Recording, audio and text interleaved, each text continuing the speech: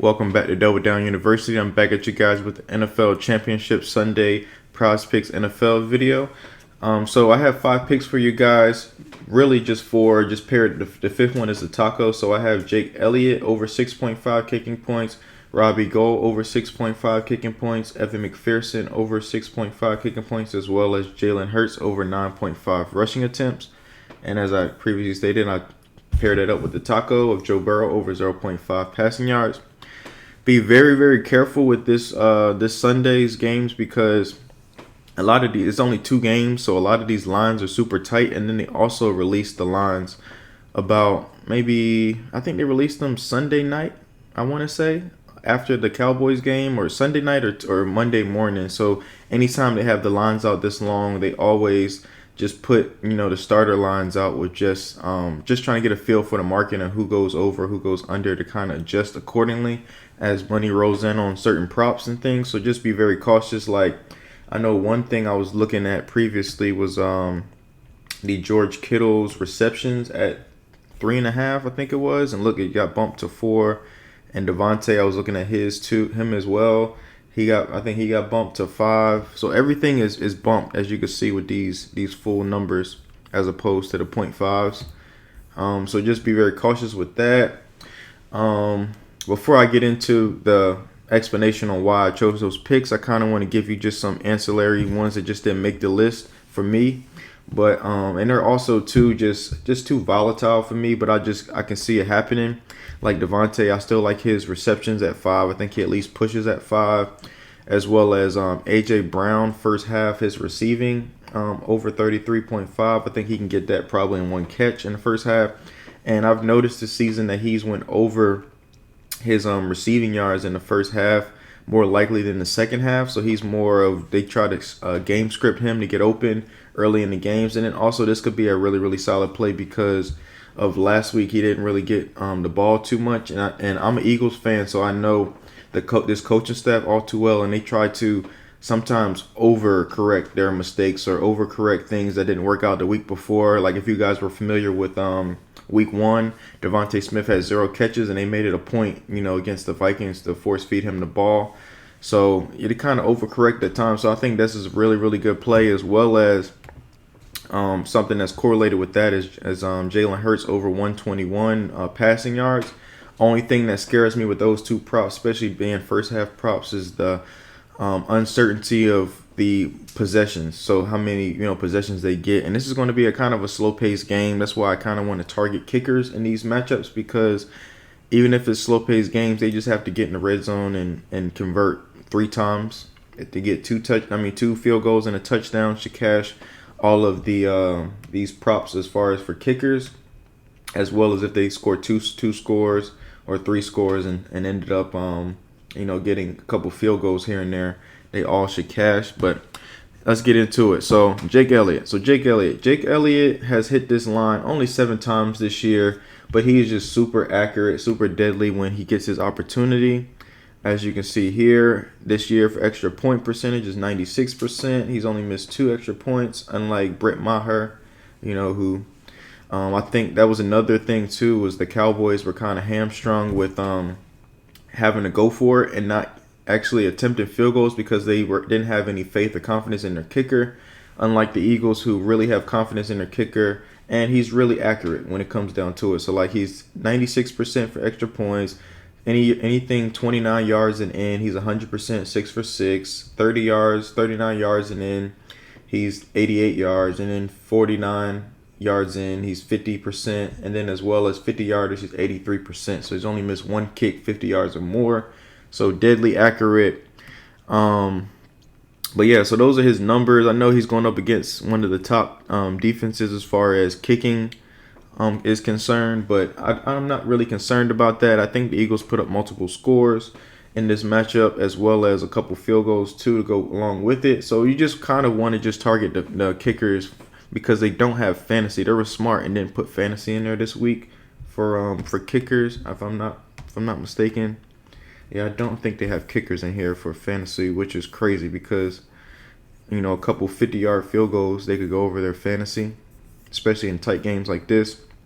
But moving on, I kind of want to break down like just over the playoffs. So I kind of want to go into more recency of just breaking it down off of just the playoffs and not necessarily the regular season in perspective, because we are in the playoffs and some of these teams have played twice, like San Fran and the Bengals. So so we move to the kicker portion of this. So the Eagles, they only played one game. So in that game, the Giants, they were just terrible. So we're going to throw that out the window as far as them like allowing field goals and things of that nature, because they were up so big early. It's kind of hard to get a gauge on that. As well as same thing with some of these 49ers numbers, is because like I previously stated about Brett Maher, he has been he's basically had to play with their hands tied behind their back when they needed points, and especially like coming close to the red zone where they were in field goal range, but they chose to go for it because they didn't trust the kicker. So, but they still allowed 3 field goal attempts, which is a healthy number, which should be able to get us at least. We just need 2. If we get 2 and a touchdown, I think we should be able to hit on Jake Elliott, as well as I think the Eagles will force the Niners to kick field goals just based on the way that they play defense. They kind of play where they allow a lot of stuff underneath. So basically, if they come down and tackle, they should be able to get stops where they are at least in field goal range to be able to kick 2 field goals. And I think the Niners score at least 1 touchdown on Sunday. So, and that ties in with the next guy, Mr. Robbie Gould. So Robbie Gould, he has hit this line in 14 games this year. And then as well, let's look at his numbers for the season as far as his percentages. So he's 98% from extra points. He is 92% from 29 yards and in. He's 100% from 39 yards and in, as well as from 49 yards and in. He's 63%, and 50 yards, he's 100%, which is crazy for you to go 6 for 11 from 49 yards and in, and then to go 2 for 2 for 50 yards plus. But it just shows you how strong of a leg he has. So I really like him in this matchup as well. They get a lot of extra points, and then he has made field goals in a good portion of their games, not too many. But he's also had opportunities where he just missed by 1, like right here against the Rams, Carolina, where he just missed 1 field goal to be able to put them over. But they had the attempts right here as far as the kick extra points. So kicking points is more of the safety blanket. And then, of course, with all of these, even moving on to our next one with Evan, you can hedge all these with just field goals made, because most likely they're going to need 2 field goals in order to cash this, unless they score multiple touchdowns as well as field goals as well. So, you could hedge.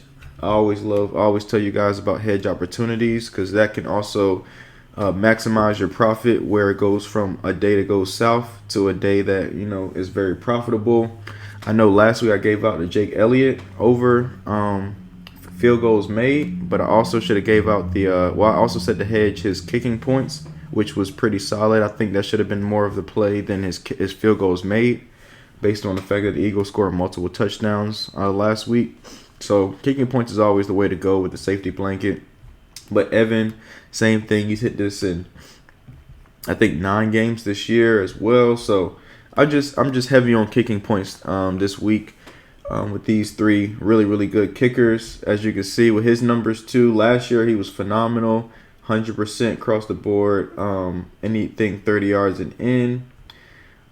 Same thing this year, 90% extra points, 83% for 29 yards and in, 100% 39 yards and in, 100% 50 yards or more, as well as 49 yards and in. You can live with 69%. That's close to 70. I could live with that. So those are my kickers and their kicking points. Moving on, we're going back on the Jalen Hurts train. I just think that he's the engine that makes this team go. So last week I gave out the 8.5 rushing attempts, and that one pushed at 9 if you got it after the bump. So this week they bumped it up by 1.5, so they bumped it up to 9.5, which I think is still good. A still good range. As you can see here, he's only had 10 or more in 7 games this year, but Also, keep into account if the Eagles are ahead in this matchup and it gets late in the game where they're just trying to burn clock, more than likely they will use a couple QB kneels, which will also help get him over that total. So let's say he gets to all we really need, if the Eagles win the game, all we really need is for him to get to 8 or 9, somewhere in that range of rushing attempts before the fourth quarter or late in the fourth quarter, where he just has 1 kneel down or 2 kneel downs to be able to get us over this total of 9.5. So I really like that as well. So we're just gonna keep riding the MVP there, and then also, like I stated, the passing yards first half, you could do that as well as a hedge spot for if you like that over his rushing attempts. But I just think that this RPO game is what has got them to this point, and I don't see them switching up now and trying to make him into a pocket passer where he is, throwing 40-50 times from the pocket. And as you can see, like his attempts, he hasn't thrown the ball more than 40 times this year.